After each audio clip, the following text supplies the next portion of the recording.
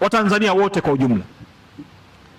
Wale wenye changamoto tumeweka utaratibu maalum wa namna ya kutufikia kupitia Ongea na Waziri kwa namba 199.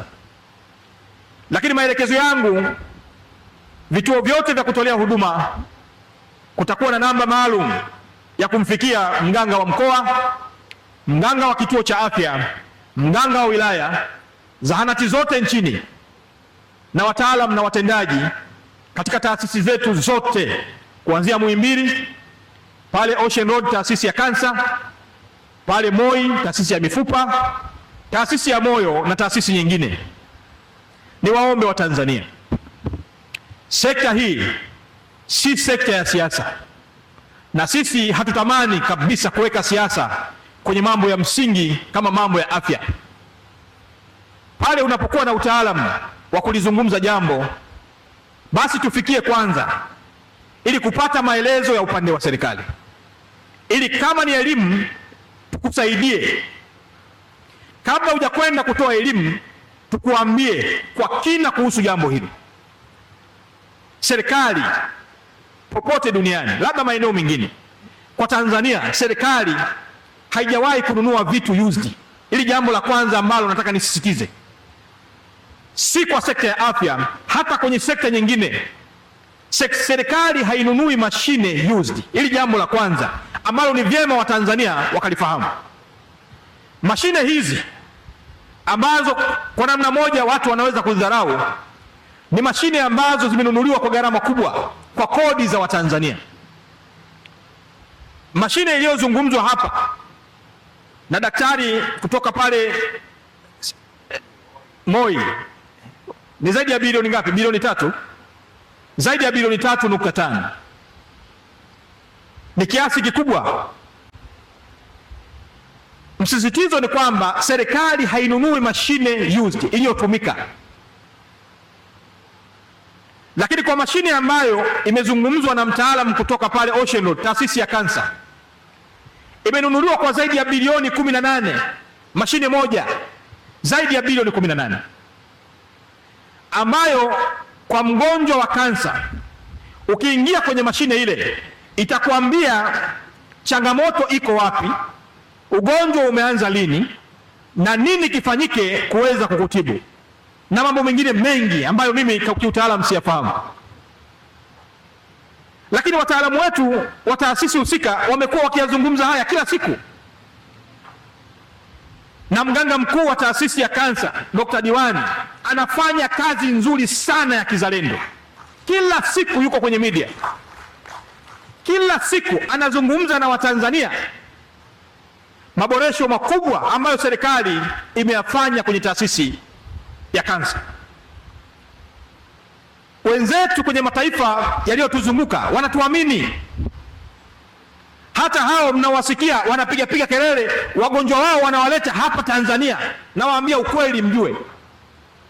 Hata hao mnawasikia kwenye mataifa mengine wanaojiamini kwamba wamepiga hatua, wanaojiamini kwamba wao wanajua sana, wagonjwa wao wanawaleta hapa Tanzania, na waambia wazi mjue leo. Serikali ya Malawi tumekubaliana nayo kwa wagonjwa wote wa rufaa ambao walistahili kwenda India, wote wanaletwa Tanzania, kwa sababu sekta ya afya Tanzania imeimarika. Huwezi kufananisha na mataifa yaliyotuzunguka, hakuna. Ziko mashine hapa nchini tunazo, mataifa yaliyotuzunguka hawana.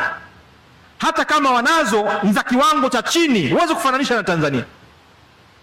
Maboresho aliyofanya Dr. Samia ndani ya kipindi cha miaka 4 ya uongozi wake ndani ya sekta ya afya, pale taasisi ya saratani hajapata kutokea toka taifa letu lipate uhuru.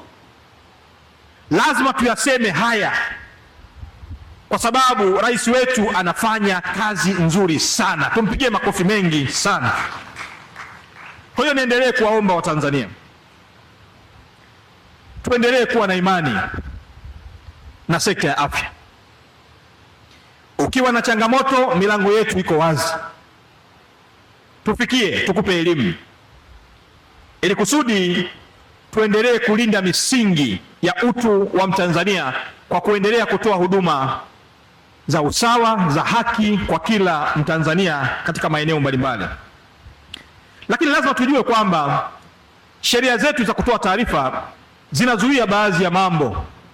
Yako mambo unaweza ukayazungumza kuleta taharuki, unafanya makosa kwa mujibu wa sheria, ni kinyume na taratibu na sheria ya kutoa taarifa, lakini ni kinyume kwa taratibu sheria ya makosa ya jinai. Kwa hiyo ni vyema haya mambo tukayajua. Hatuzuii mtu kutoa taarifa, lakini vizuri kabla hujatoa taarifa yako, watu wa habari wanajua kwamba kabla hujatoa taarifa tufikie na sisi upande wa pili, ili tuweze kukuambia ukweli wa taarifa hiyo. Baada ya hapo wewe utachuja kati ya yaliyozungumzwa na utaitoa taarifa yako. Hakuna anayezuia kutoa taarifa, na tunawataka muendelee kutoa taarifa ili mtusaidie katika kufanya maboresho katika maeneo yetu. Lakini vyema mkatambua kwamba tuko wazi katika uwajibikaji na tuko tayari kuwajibika pale ambapo tunapaswa kuwajibika. Mwisho kabisa, maana nilisema mwisho kabisa, sasa mwisho kabisa,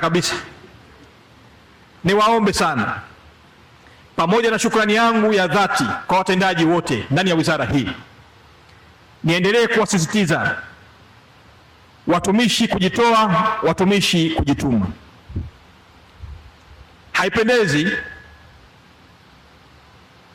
Haipendezi hata kidogo kuchukua hatua za kinidhamu. Pokea taarifa hapa katika eneo hili la kujitolea